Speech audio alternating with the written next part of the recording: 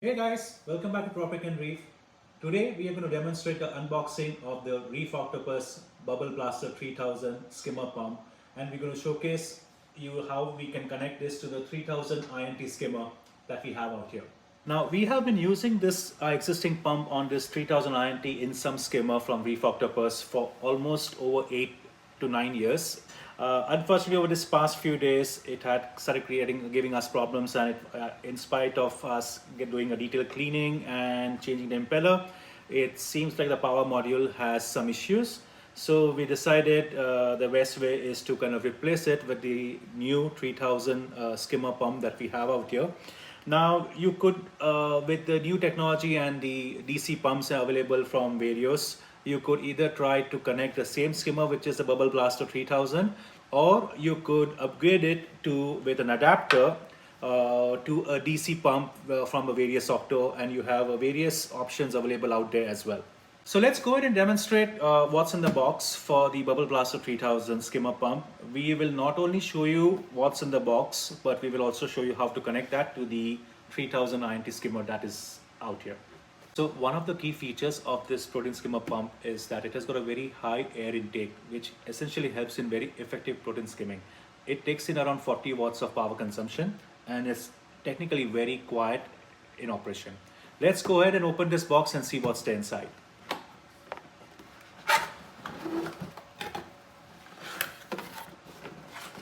Here you have your basically the warranty guide from the Reef Octopus company. So this is your Venturi, and here you have your pump. Let's not forget the gasket out here. One thing to note about these pumps is the transparent casing that you see in the front. The manufacturer company mentions that this helps in checking out if there's anything stuck in the skimmer.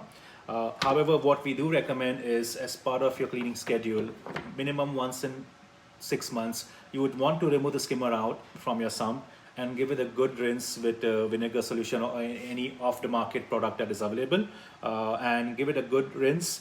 Try and open up the casing with the screws, and you will find the impeller inside. Remove the impeller out, give it a good clean, and then put everything back inside. Right, now before we go ahead and connect this pump to the skimmer, a few tricks I would like to share.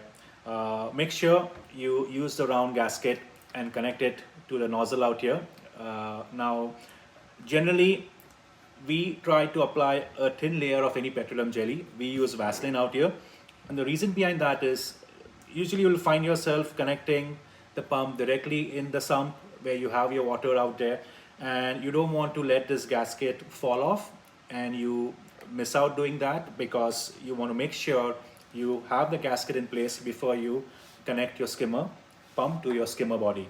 So a good rule of thumb that we would like to share is, we'll be using this thin bead of Vaseline, and we will apply it all around the gasket, which helps in keeping the gasket in place. Now while we are doing that, another small trick that I would like to share is to apply a small layer of Vaseline also along the threads where you will connect your skimmer to the pump.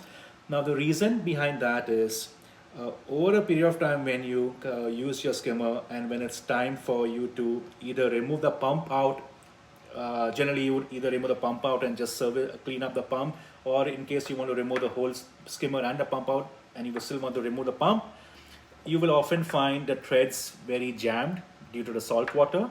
Now putting a thin layer of Vaseline basically helps to lubricate it, and it makes your job easier to unplug the pump out from the skimmer body when it's time to clean it up.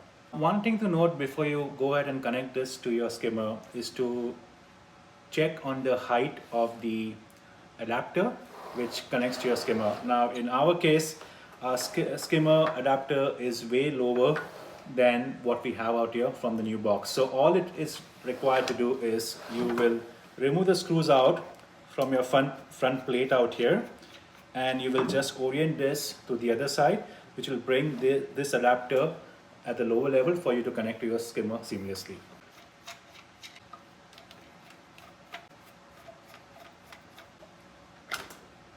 So here we have removed the front plate.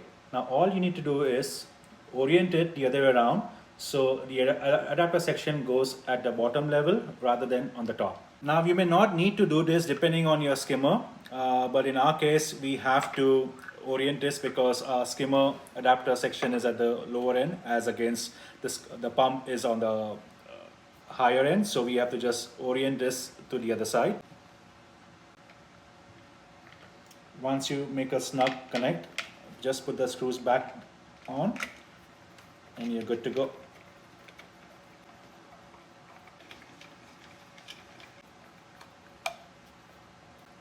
Now make sure when you tighten the screws, give it a good snug tight, but don't over tighten it so as to not crack the casing. So here we are after orienting the front plate of the skimmer pump. Now you see the connector piece, the adapter is at the lower end as against previously on the higher side. So all you need to do now is just line up the skimmer with the skimmer pump. Make sure you have the gasket in place. Now the best way to do this is try and do this outside your sump, or if you prefer doing it inside the sump, then you could do that. Now again over here, make sure the ring is connected and give it a snug tight, not to over tight it, just enough for it to keep the pump and the skimmer in line and in place.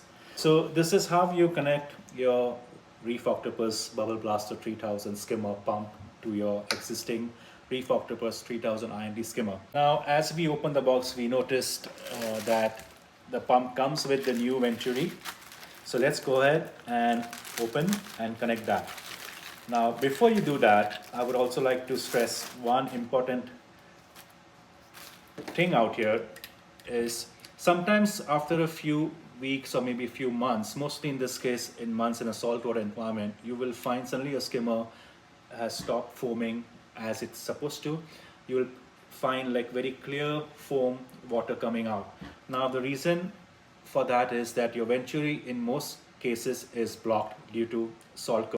Now even though Reef Octopus Bubble Blaster skimmer pumps have a very high intake of air, as you can see the diameter of this Venturi is pretty good size compared to standard skimmers in the market.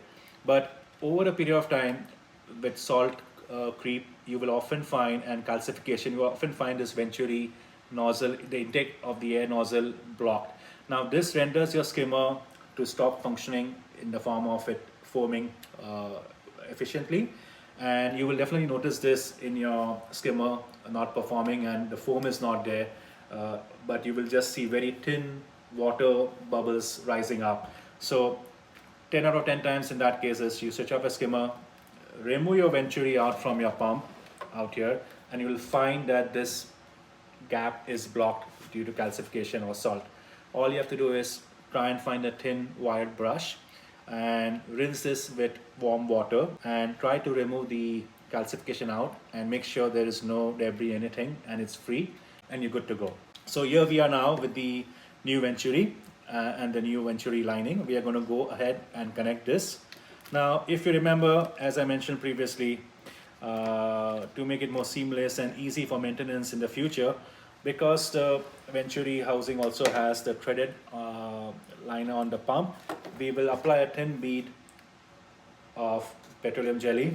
Now again, this is for the purpose of future maintenance, to make sure when we have to remove this Venturi for cleanup, it's easy for us to remove. Even though at that time we don't need to remove the skimmer pump out from the sump, all we have to do is unscrew the Venturi housing out here and take it to your sink, wherever you want to clean it, so you don't have to remove the pump all the way out from the skimmer body. And here you are.